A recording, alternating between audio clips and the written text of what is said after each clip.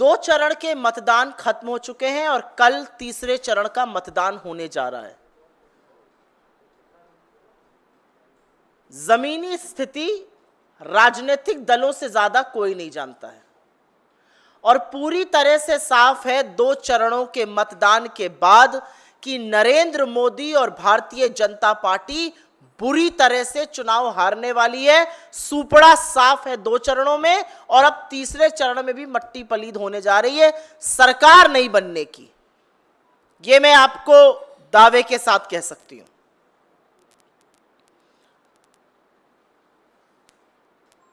तो असलियत यह है कि जब 2024 में नरेंद्र मोदी की सरकार नहीं बनेगी और लोग उनका सारा षड्यंत्र और सारी साजिश समझ चुके हैं, पूरा षड्यंत्र रचा गया आरक्षण को खत्म करने का, साजिश थी संविधान को समाप्त करने की। 400 पार का नारा ऐसे ही बहकाने के लिए नहीं दिया था। 400 पार के नारे की असलियत अनंत हेगड़े से लेके ज्योति मिर्धा, गिरिराज सिंह, विवेक देबरॉय, लल्लू सिंह सब ने बयां कर दी। जो लल्लू सिंह अयोध्या के सांसद कहते थे थोड़े दिन पहले तक कि संविधान बदला जाना है, उसको अपने बगल में खड़ा करके मोदी जी कल प्रचार कर रहे थे। तो संविधान बदलने की जो साजिश थी वो हिंदुस्तान को समझ में आ गई। जो आरक्षण खत्म करने के नापाक मंसूबे थे वो देश को समझ में आ गया और देश ने इनको हराने की ठान ली। तो दो चरण के मतदान के बाद सुपड़ा साफ है, तीसरे चरण में भी मिट्टी पलीद होने वाली है। पहली बात यह कहनी थी। और अब जब यह सच लगातार सामने आ रहा है तो नरेंद्र मोदी और अमित शाह का निरंकुश प्रशासन, उनकी निरंकुश पुलिस हर वो बर्बरता कर रहे हैं जिसकी लोकतंत्र में, जिसकी सभ्य समाज में, जिसकी सार्वजनिक और राजनीतिक जीवन में कोई जगह नहीं है। पिछले 5 दिनों में कांग्रेस की सोशल मीडिया और डिजिटल टीम्स के साथ काम करने वाले प्रोफेशनल्स को गिरफ्तार करना, उनको प्रताड़ित करना, उन पर दबाव बनाना, उनके डिवाइसेस जब्त कर लेना, यह और कुछ नहीं, यह आपकी कायरता और आपकी बौखलाहट दिखाता है। आप किसको डरा रहे हैं? आप प्रोफेशनल्स को डरा रहे हैं, आप डेटा साइंटिस्ट, इंजीनियर्स, डॉक्टर्स, उन लोगों को डरा रहे हैं, राइटर्स उनको डरा रहे हैं जो प्रोफेशनल्स हैं, जिन्होंने इस देश की गांधी, नेहरू, पटेल, बोस की विचारधारा को चुना और कांग्रेस के साथ काम करने को चुना। आप उनको डरा रहे हैं जिन्होंने सत्य चुना, जिन्होंने साहस चुना, जिन्होंने न्याय चुना। आपकी तरह आपके झूठ का चरणवंदन करने की से नकारा, उन प्रोफेशनल्स को आप डरा रहे हैं।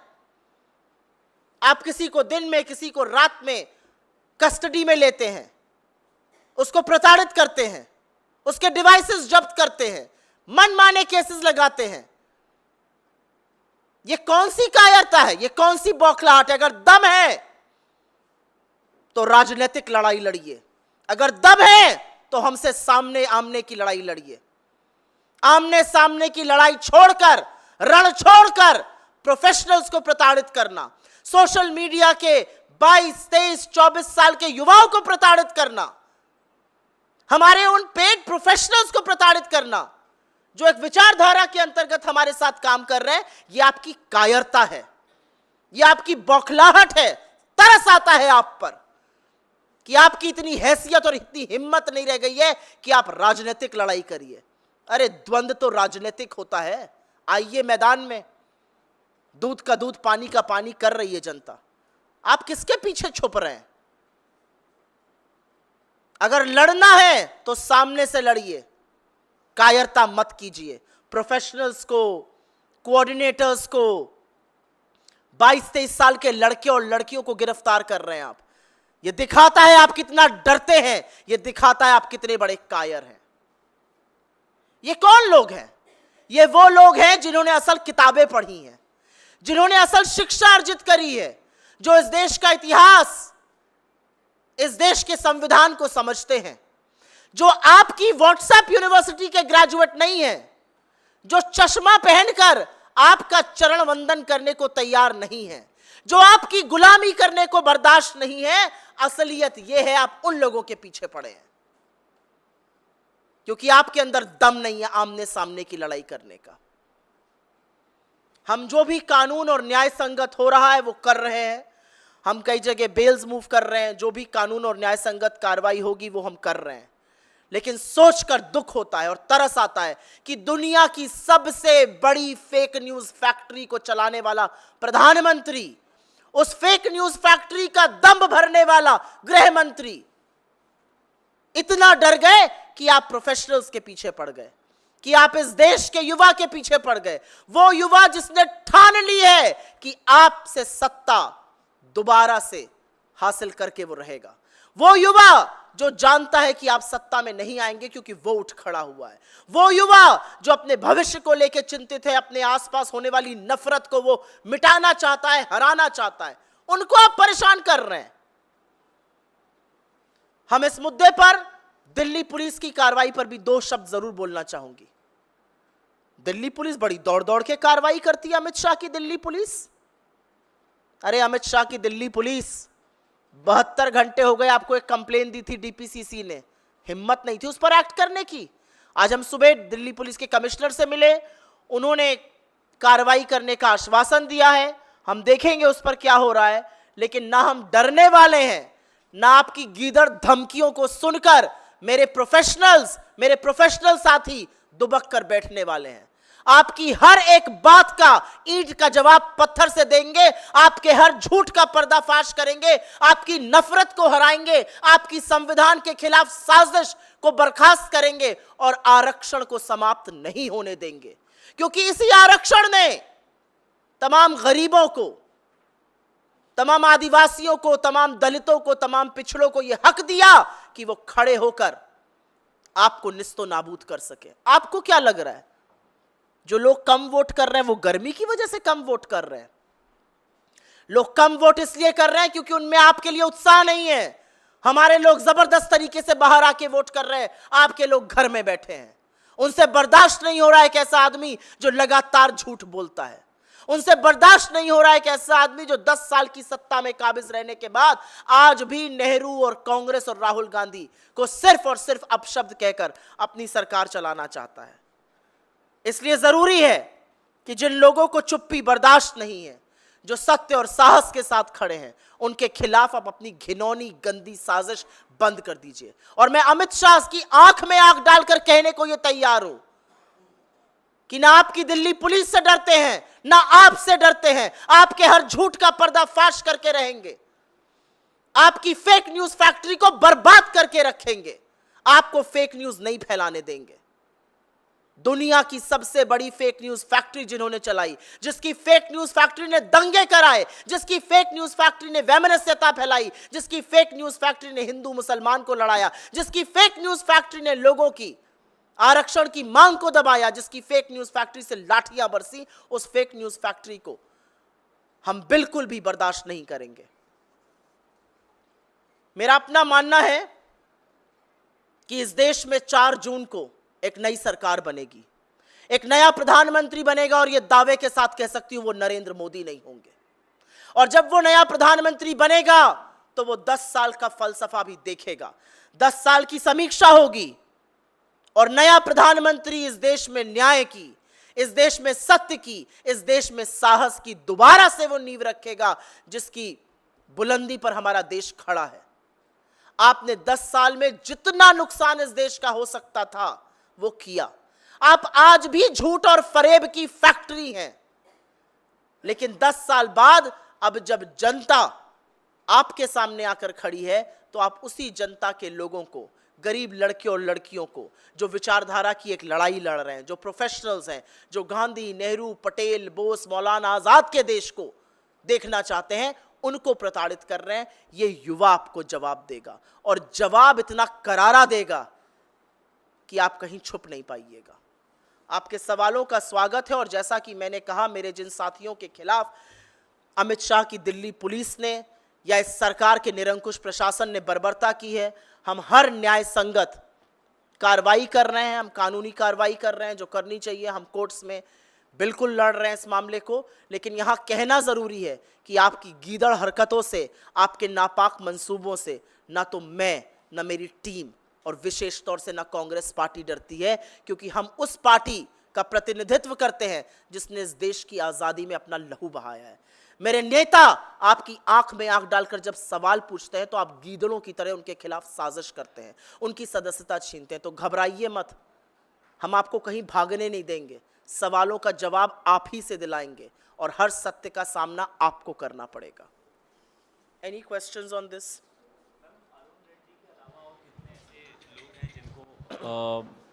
अरेस्ट किया गया है या फिर डिटेन किया गया है? मेरी टीम के तमाम लोग, और मैं उनकी प्राइवेसी बरकरार रखना चाहती हूं, क्योंकि मैं नहीं चाहती कि उनके परिवारों को प्रताड़ित किया जाए या ऐसा कुछ हो। मेरी टीम के तमाम ऐसे लोग राज्य स्तर पर भी और नेशनल स्तर पर भी ज़बरदस्ती प्रताड़ित किए जा रहे हैं, ज़बरदस्ती डिटेन किए जा रहे हैं, ज़बरदस्ती क्वेश्चनिंग के लिए बुलाए जा रहे हैं, उनकी डिवाइसेस के साथ छेड़खानी की जा रही है। लेकिन अगर आपको ऐसा लगता है कि ये हमें ज़रा सा भी विचलित करता है, बिल्कुल नहीं करता। और अगर आपके मुंह पर मैं सत्य बोलूं, मुझे फक्र होता है कि ऐसी टीम का जो मुस्तैदी से खड़े होकर आपके साथ लड़ रही है, और मुझे खुशी है इस बात की कि हमारा सोशल मीडिया, हमारे डिजिटल प्लेटफॉर्म्स आज उस मुकाम पर हैं कि आपकी रातों की नींद उड़ा दी है। ये असलियत है, आपकी रातों की नींद उड़ गई है, इसलिए आप ऐसी नापाक हरकतें कर रहे हैं। Any other questions on this matter? Why are you sitting there? कोई और सवाल? जी, आप वहां क्यों बैठे? When did you come? Supriya जी, तो कि आपने दावा किया कि 2 फेज में ये सरकार हार चुकी है, तीसरे फेज का चुनाव होने वाला है। चूंकि 2 फेज में चुनाव आयोग ने जो डाटा देने में देरी की, उसको आप लोगों ने हेरा फेरी का आरोप लगाया था। तीसरे फेज का चुनाव है, अब क्या उम्मीद है चुनाव आयोग से?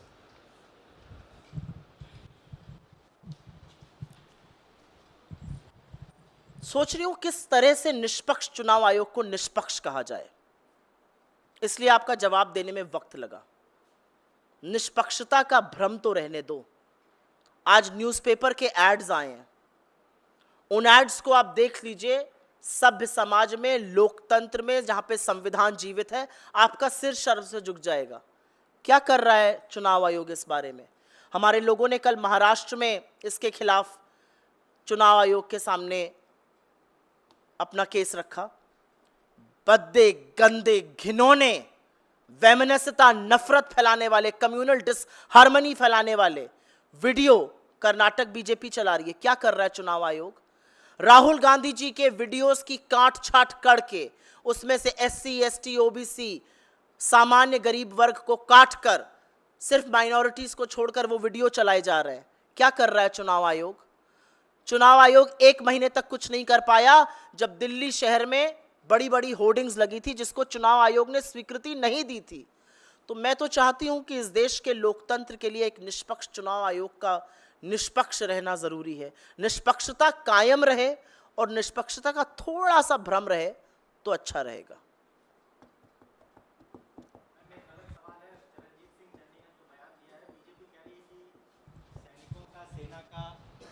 इस तरह से अपमान किया जा रहा है, जब हमले हो रहे हैं तो उसको प्रायोजित मुझे नहीं पता उन्होंने क्या बयान दिया।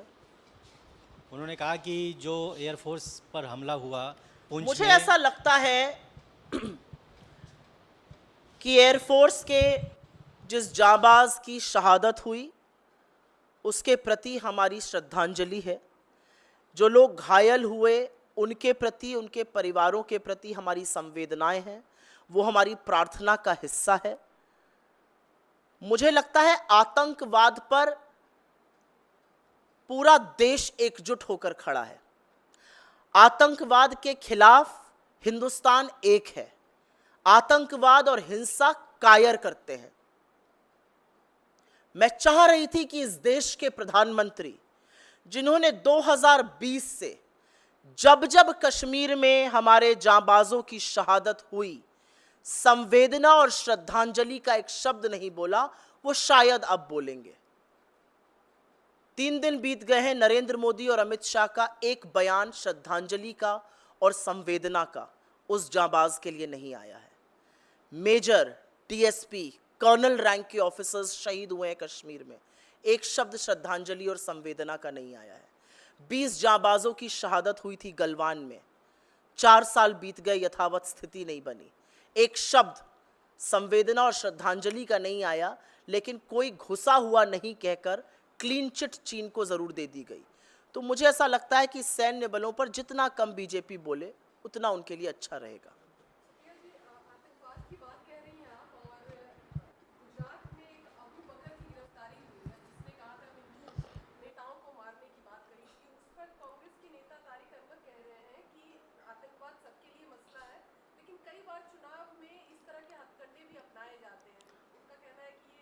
मैं कांग्रेस की अधिकृत प्रवक्ता हूं और मैंने आतंकवाद पर जो कहा, मैं आशा करती हूं आपके कैमरे ने रिकॉर्ड किया और आपका चैनल उसको लूप में चलाएगा। जैसे कि मेरी बाइट्स आपके चैनल पर लूप में चलती हैं, वैसे ये भी लूप में चलेगा जो मैंने आतंकवाद पर कहा। आतंकवाद के खिलाफ ये देश एकजुट होकर खड़ा है। आतंकवाद में हमने अपने लोगों की शहादत दी है, अपने 2-2 प्रधानमंत्रियों को कुर्बान किया है। इस देश के तिरंगे में हमारा लहू शामिल है। तो हमसे आतंकवाद पर न विवाद करिए, न सवाल कीजिए और मेरी बाइट लूप में चलाइए। जी, प्रवक्ता रही हैं मैम राधिका खेड़ा, उन्होंने आरोप लगाया है कि कांग्रेस में जब वो थी तब उन्होंने अपनी बात सबको रखी, लेकिन उनके साथ न्याय नहीं हुआ। वो राम मंदिर गई तो उसके बाद से उनको साइडलाइन कर दिया गया, डिबेट्स में भी जाने नहीं दिया गया। सर्वप्रथम राम मंदिर जाने वालों में से मैं थी। मैं अविनाश पांडे जी के साथ, अजय राय जी के साथ, अखिलेश प्रताप सिंह जी के साथ, दीपेंद्र हुडा जी के साथ, आराधना मिश्रा मोना जी के साथ राम मंदिर दर्शन करने गई थी। मैं तो CWC सदस्य हूं, मुझे तो किसी ने कुछ नहीं कहा। मुझे तो किसी ने कुछ नहीं कहा। दीपेंद्र हुडा को टिकट दिया गया, अखिलेश प्रताप सिंह को टिकट दिया गया, अविनाश पांडे प्रभारी महासचिव उत्तर प्रदेश के हैं, अजय राय जी अध्यक्ष है, वो भी वाराणसी से मोदी जी की नींद उड़ाए हुए हैं। तो भाई ये जो स्क्रिप्ट है ना, ये थोड़ी बोरिंग हो गई है और सबके लिए एक ही तरह की लिखी जाएगी, तब तो पता चल जाएगा स्क्रिप्ट कौन लिख रहा है। अरे स्क्रिप्ट में तो प्रधानमंत्री जी भी बोरिंग पुरानी स्क्रिप्ट पढ़ रहे हैं, हमारे वालों को भी वही बोरिंग पुरानी स्क्रिप्ट पढ़ाई जा रही है। तो मेरा अपना मानना है कि आपके कुछ वैचारिक मतभेद हो सकते हैं, आपके कोई रीज़न हो सकते हैं जाने के, रुकने के, वो तमाम चीज़ें हैं, उस पर चर्चा हो सकती है, लेकिन राम का नाम तो बदनाम मत करो। क्योंकि राम मंदिर तो हमारे विक्रमादित्य जी भी गए, हम भी गए, चरणजीत सिंह चन्नी जी भी गए, तमाम मैंने नाम बता दिए, तमाम हमारे नेताओं ने जाके रामलला के दर्शन किए। हम में से तो किसी के ऊपर कोई कार्रवाई नहीं हुई और हम लोग तो मुझे लगता है मेन स्ट्रीम लीडर्स हैं कांग्रेस पार्टी के।